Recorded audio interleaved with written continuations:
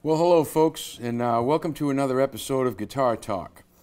This is a show where we like to talk about guitars of all kinds. We like electric ones, acoustic, bass, nylon string, you name it. We love all the intricacies and little things about them, and we hope you come away from the show today learning a little something maybe about bass guitar that you didn't know before. Real excited about today's guest. Makes me wish I had taken up bass instead of guitar. Maybe I'd be a little busier. Not that I need to be busier, but today's guest has probably been on stage with just about every notable band in New England, and many top national acts. He's been playing in a long time. He plays acoustic bass. He plays electric bass. And here's just a few of the incredible musicians he's been privileged to share the stage with. Gregg Allman, Foghat, Dr. John, Keith Richards, Willie Dixon, the great Duke Robillard, Sleepy LaBeef, Pinetop Perkins, Johnny Clyde Copeland, the great Sugar Ray Norcia, and the list goes on. He's opened for an equal amount of impressive artists. ZZ Top, Dwight Yoakam, the great songwriter Carole King, Blood, Sweat and Tears, Leslie West, John Butcher, James Montgomery, and Elvin Bishop. He is as adept on the acoustic upright bass as he is on the electric bass, whether he's laying down a funky groove or hammering out some good old rock and roll. He's a longtime member of Neil and the Vipers and the Barley Hoppers. Ladies and gentlemen, Steve Bigelow. Welcome aboard. Thanks, I didn't know Mike. if I was going to fit all that stuff in. Man, you've been around and done quite a bit. I have. I've been very fortunate. Absolutely. Very fortunate. How many years you been with Neil and the Vipers now?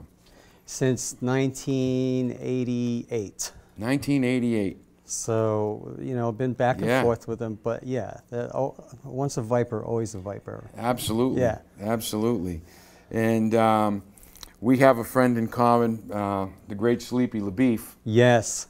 And you got to play with him for quite a while. I did. I first met Sleepy back in 1973. I was fresh out of high school. Wow. So my mother and father brought me down to see him. And so he had me sit in.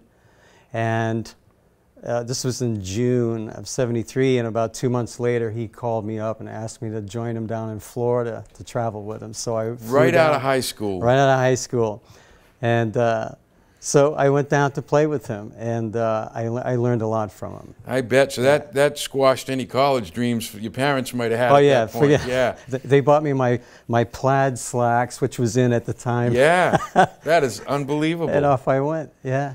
Wow, because I mean, there's no greater road warrior than Sleepy. And in those years, I mean, it was just one town after the other all across the country. Yeah, that's exactly what Sleepy did. And you know what? We traveled in a Cadillac, and there was four of us, and one person would sleep on the back seat. There was a mattress laid across the back seat of the Cadillac, 3 guys up front, and he pulled a big black trailer that said Sun Recording Artist, Sleepy LaBeef, and the Medium Well. Wow. and that's how we traveled. So that was quite a sight, pulling into a gig, seeing the caddy towing that trailer. You know, and a lot of folks, when they think of touring, in the old days, you'd think tour buses and big money funded operations, but the reality of the real touring musician is nothing like that at all. I mean, you're sleeping in vans and back seats, like you mentioned, and crashing on couches where they're available. And, you know, you just get from town to town. That's exactly what you do, and it's what they call the Chitlin Circuit. Yep. And so you would zigzag across the United States and work your way up the West Coast into Canada, zigzag. Well, up there's not a lot of zigzagging. It's just pretty much straight across, and then work your way back down into the Northeast again. And that was always. And I mean, he was a formidable figure as a man and as a musician. Oh my gosh, he had such a big presence at the time. He was 6'6", 300 pounds, and he had a voice like a tuba. Unbelievable voice. And he literally they called him the walking jukebox because he literally knew 5,000 to 6,000 songs. He really did know that. There was never a night that I played with him that he didn't pull out a bunch of songs that I had never played before. Which leads me to a question I had.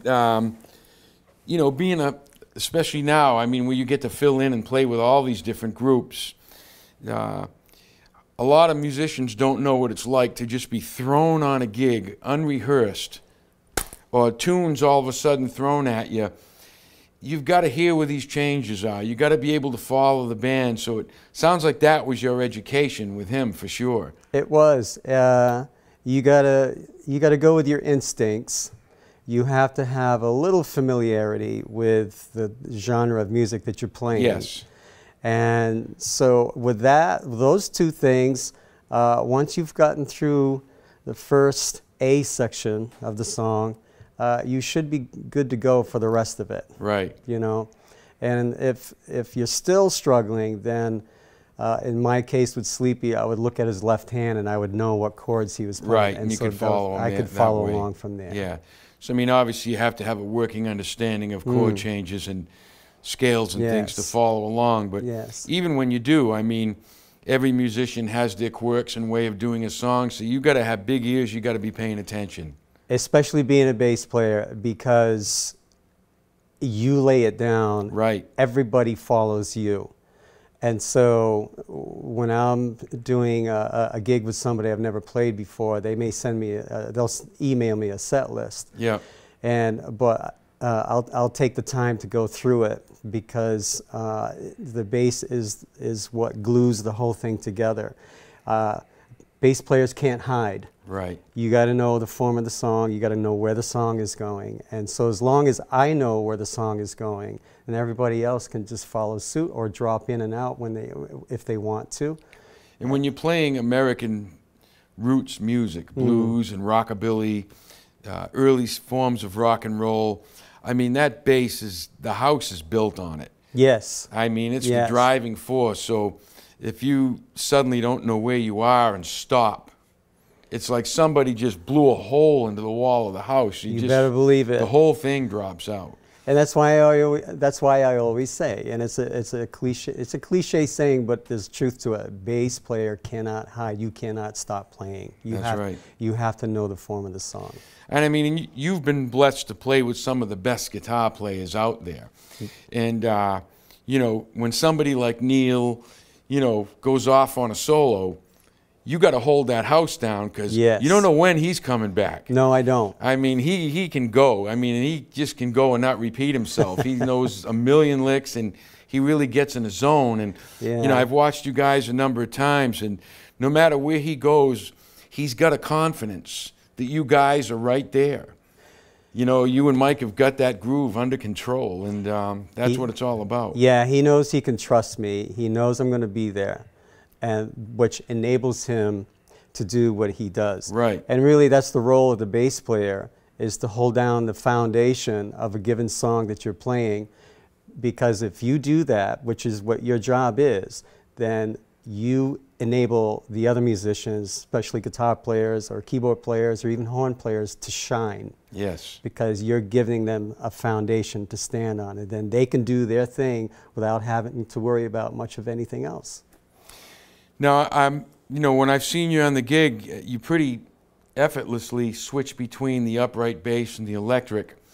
Where do you decide what that fits better into when you're doing, you know, the bluesy stuff? Yeah. I like to stay with, how do I explain it? If we're going to play a swing song, I want to play the upright bass to give that song a swing feel to it, because the upright gets underneath a lot more than an electric bass does. And the fact that I used the gut strings on it, I don't have a lot of sustain on it, which gives the song the thumpiness, that old school sound that electric cannot give. It can't. That thump, that percussiveness, it's so important to that music. It's unbelievable. It gives it its real authenticity. It does. It gives it its soul. It gives it its character. And it really brings it to life. And you'd be amazed at how many people really know the difference because they hear it. It's a different beast. It is. You know.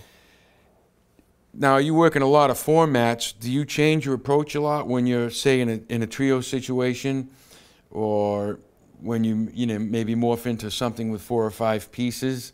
Do you have a little more room to maybe decorate the tunes a little bit with some more flourishes and runs, or do you like to just sit in the pocket? Yeah. Well, with Neil, we are basically a trio. Yeah. Now, when he's soloing, because David's a soloist on the harmonica, so rhythmically you're a trio. Yes, that's right. And so I'll get a little busier because I want to fill it up. I can get busy, but I can still hold the groove down with the chord changes. But I'll fill it up a little more because it is a trio format. Right. If I'm playing with a band where there's 4 or 5 pieces, then I do stay right in the pocket and I play a lot more simpler. Yeah. Because everyone else has everything covered. And so I just play, I'm that old, I love like Duck Dunn. Yeah. Especially Duck, because with the old Stax records, you can hear he's just playing in the pocket and he's playing simple bass lines. And I love doing that when I'm in a band where there's 4 or 5 pieces. Because I was going to ask you about your influences, and when you say Duck Dunn, that makes perfect sense to me. I mean, he was so in the pocket. He literally was the pocket. Yeah. I mean, he was so on the beat. He didn't play behind it or jump ahead of it. He was just rock solid. He was the timekeeper. I loved him. He was an influence, a big influence, and James Jamerson was a big influence. See, I love soul music. Yeah. And so those guys are the guys that I listen to more than anybody else, you know. And they had a big influence on how I wanted to be as a player, you know. They set the standard for what's followed today. Yes. I mean, there's been evolution, you know, the whole slapping and popping stuff and the Jaco Pastorius things with all the harmonics. But when I think of someone playing melodically in the pocket, Jamerson. Oh yeah. Was beyond belief. Him and Duck Dunn are my two favorites. Early Beatles stuff with Paul McCartney. I love the way he would approach and how he played. I like that too. And the popping and slapping, I do that, but it has its place. Yeah, absolutely. I love it in the right context. Exactly right. You know, I don't care for it in blues. No. And I've been screamed at before. And I can bet you have. I mean, I've seen guys read the riot act by seasoned bluesmen for going into some of that stuff. Well, I was rehearsing with John Copeland and Willie Dixon, and I took liberty. This was down in New York City, and I took liberty to just pop one note.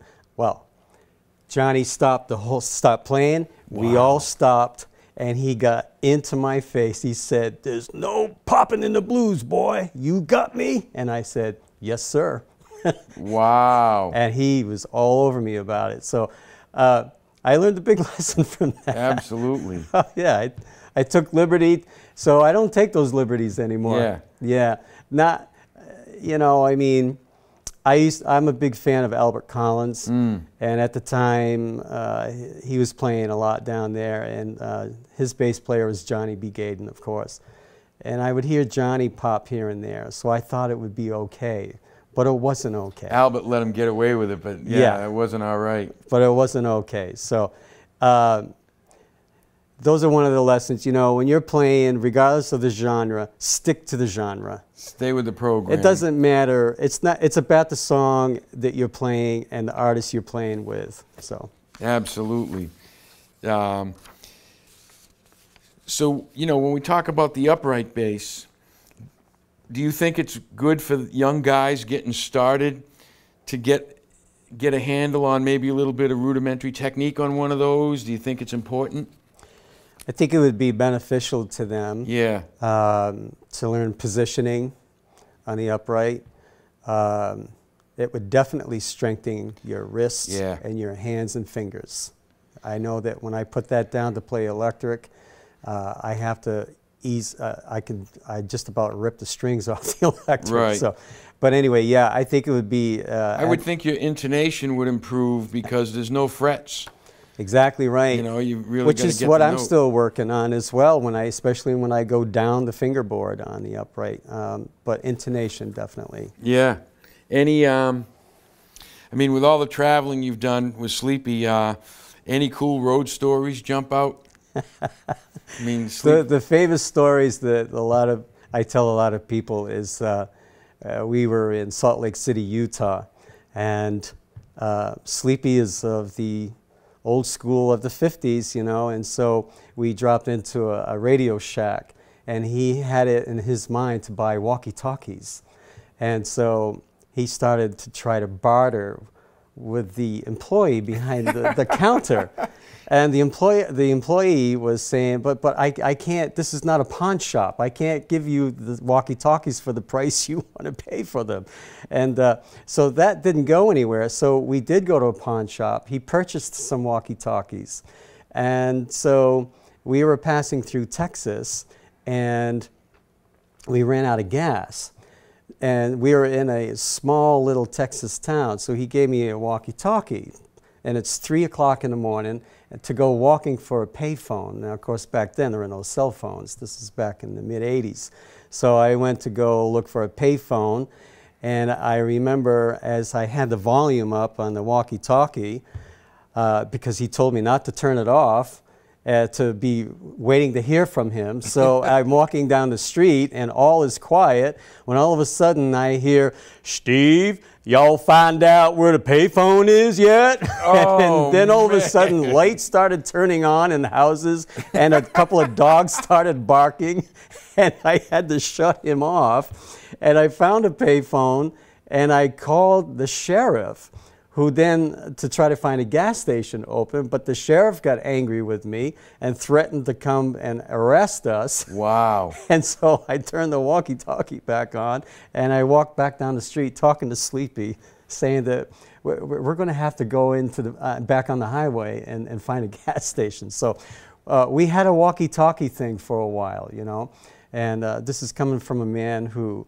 absolutely adore, who, given his size, would wear pink high-top Converse sneakers too, you know. So I love That's the man. fantastic. I love the man dearly. There's a lot of other stories. Yeah, but you can't make that stuff up. that one sticks out in my mind. So, Yeah. but anyway, yeah. That's unbelievable. Well, let's play a little bit. Let's Sure. let the folks hear that bass.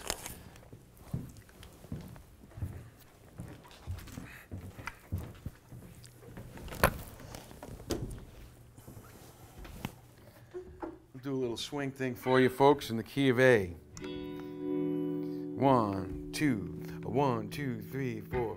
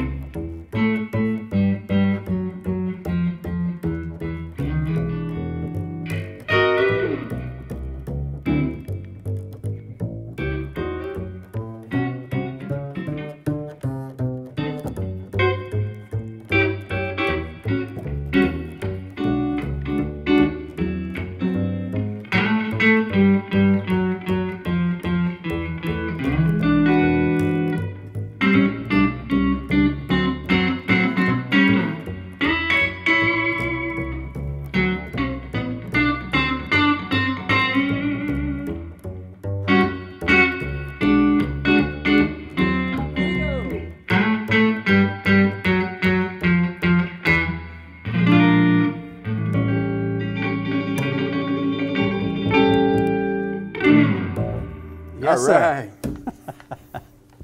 Well, let's have a seat. That sounded fantastic.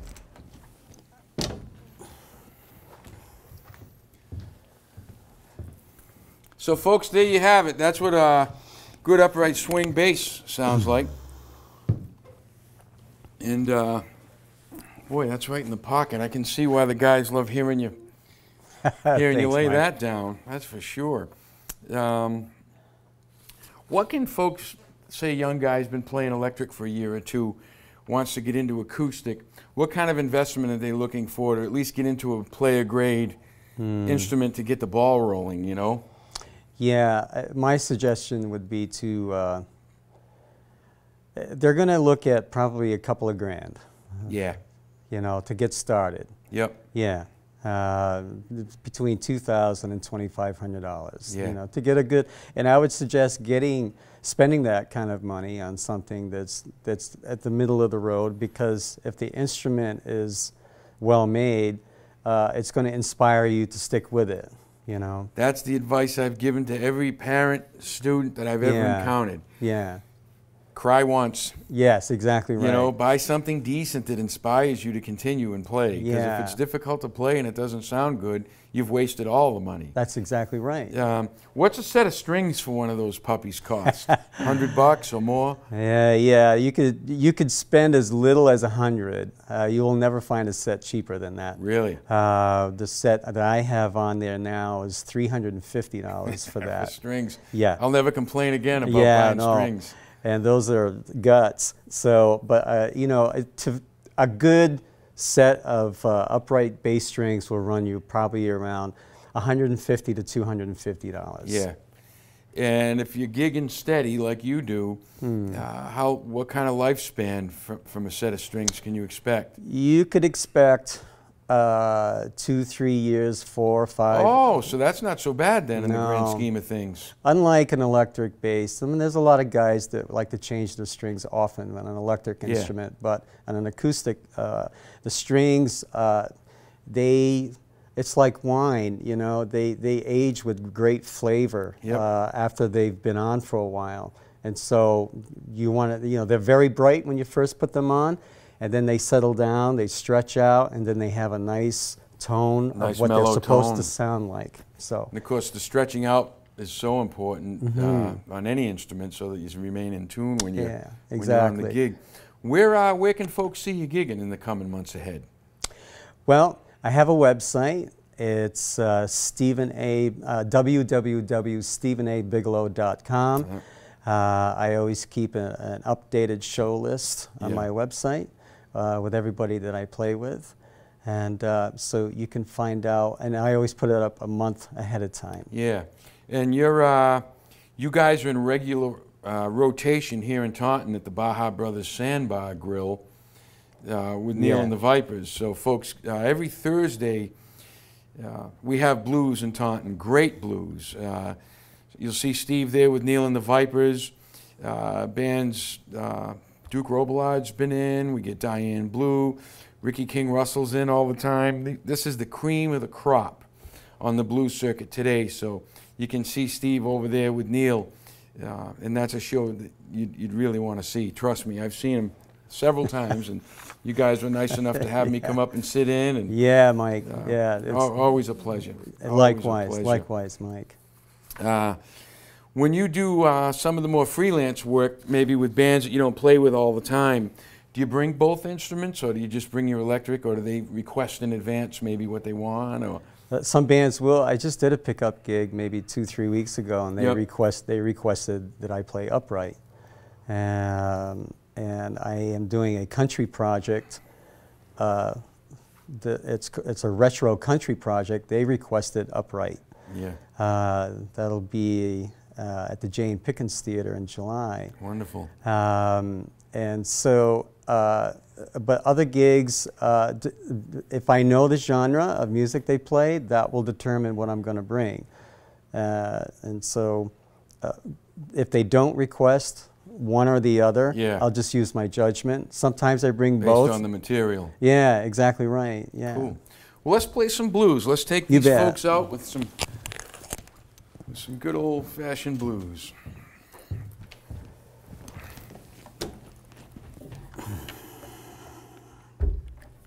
Take it right in on the 5 on the key of C. Okay. 1, 2,